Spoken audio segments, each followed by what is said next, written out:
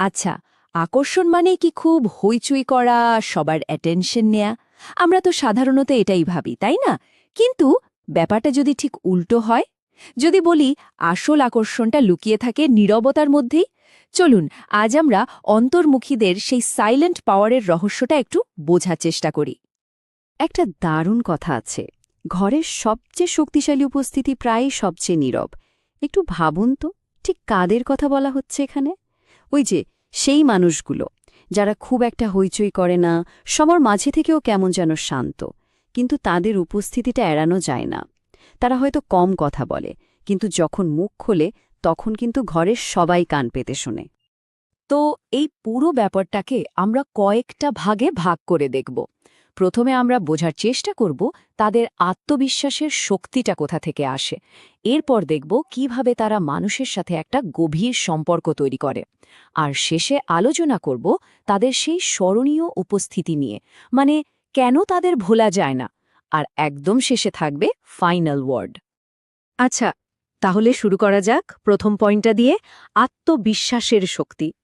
দেখুন, অন্তর্মুখীদের আকর্ষণের মূল ভিত্তিটাই হলো তাদের আত্মবিশ্বাস। আর এই আত্মবিশ্বাসটা কিন্তু বাইরের কোনো কিছুর উপর নির্ভর করে না, এটা আসে একদম ভেতর থেকে। ব্যাপারটা বুঝতে হলে চলুন দু ধরনের মানুষের কথা ভাবি। একদিকে আছে সেই মানুষগুলো যারা সারাক্ষণ অন্যের অ্যাপ্রুভাল, অন্যের অ্যাটেনশন চায়, মানে তাদের সবকিছুই যেন অন্যের দেখানোর জন্য।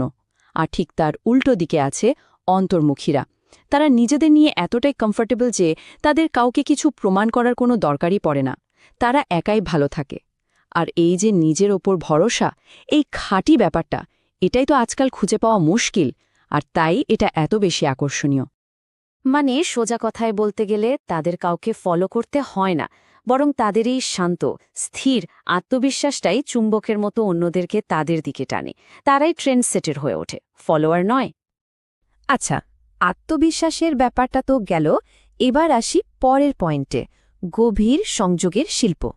মানে অন্তর্মুখীরা মানুষের সাথে মেশে কিভাবে, তাদের এই ভেতরের শক্তিটা কিভাবে একটা মজবুত সম্পর্ক তৈরিতে সাহায্য করে। তাদের অ্যাপ্রোচটা কিন্তু বেশ ইন্টারেস্টিং। তারা যখন কারোর সাথে কথা বলে, তারা আসলেই শোনে, শুধু জবাব দেওয়ার জন্য শোনার ভান করে না, বোঝার জন্য শোনে। আর দেখবেন তাদের বন্ধুর সংখ্যা হয়তো অনেক বেশি না, কারণ তারা কোয়ান্টিটির থেকে কোয়ালিটিতে বিশ্বাস করে।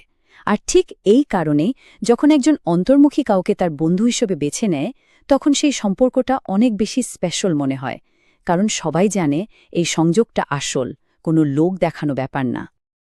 তো আত্মবিশ্বাস হলো, গভীর সংযোগও হলো। এবার আসা যাক ৩ নম্বর পয়েন্টে, স্মরণীয় উপস্থিতি। মানে ব্যাপারটা ঠিক কি, যে কারণে অন্তর্মুখীরা মানুষের মনে এমনভাবে থেকে যায়, কেন তাদের সহজে ভোলা যায় না? এর একটা বড় কারণ হল তাদের ইমোশনাল ডেপথ। মানে একটা সমুদ্রের মতো গভীরতা থাকে তাদের মধ্যে। তারা কোনো কিছু হালকাভাবে নেয় না। তারা যখন চিন্তা করে তখন খুব গভীরভাবে করে, যখন কিছু অনুভব করে সেটাও তীব্রভাবে করে। আর এই যে সবকিছুর গভীরে যাওয়ার প্রবণতা, এটাই তাদের অন্যদের থেকে আলাদা করে তোলে আর স্মরণীয়ও করে তোলে। বিশেষ করে যখন কোনো চাপের পরিস্থিতি তৈরি হয়, তখন তাদের আসল শক্তিটা বোঝা যায়। ধরুন কোনো একটা সমস্যায় সবাই যখন ছোটাছুটি করছে, প্যানিক করছে, তখন দেখবেন অন্তর্মুখী মানুষটি একদম শান্ত। এই যে স্থিরতা, এটা অনেকটা ঝড়ের পর শান্ত পরিবেশের মতো।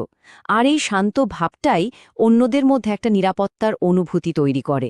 মানুষ তো স্বাভাবিকভাবেই এমন শান্তির দিকেই ঝুঁকবে, তাই না? আর আরেকটি ইন্টারেস্টিং ব্যাপার হলো রহস্য। অন্তর্মুখীরা কিন্তু খোলা বইয়ের মতো না, যে যে কেউ এসে পড়ে ফেলবে। তারা নিজেদের সবটা একবারে প্রকাশ করে না। এই যে একটু আড়াল, একটু না বলা কথা, এটাই তাদের ঘিরে একটা রহস্য তৈরি করে। আর আমাদের মন তো রহস্যের দিকেই বেশি টানে, তাই না? যে জিনিসটা সহজে বোঝা যায় না, সেটার প্রতি তো আমাদের কৌতূহল বেড়ে যায়। তো আমরা অনেকগুলো দিক নিয়ে কথা বললাম, তাহলে সব মিলিয়ে মূল কথাটা কি দাঁড়ালো? এ পুরো আলোচনার সারমর্মটা কি? আমার মনে হয় এই একটা লাইনেই পুরো ব্যাপারটা পরিষ্কার হয়ে যায়। আকর্ষণ মানে সবার চোখে পড়া নয়, আকর্ষণ মানে খাঁটি থাকা। আর অন্তর্মুখীরা বোধহয় আমাদের এটাই সবচেয়ে ভালোভাবে শেখাতে পারে।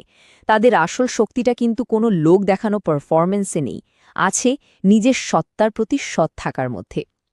সুতরাং মূল বার্তাটা হল নীরবতা কোনো দুর্বলতা নয়, বরং এটা একটা গভীরতার চিহ্ন, এটা শক্তির চিহ্ন আর সৌন্দর্যেরও।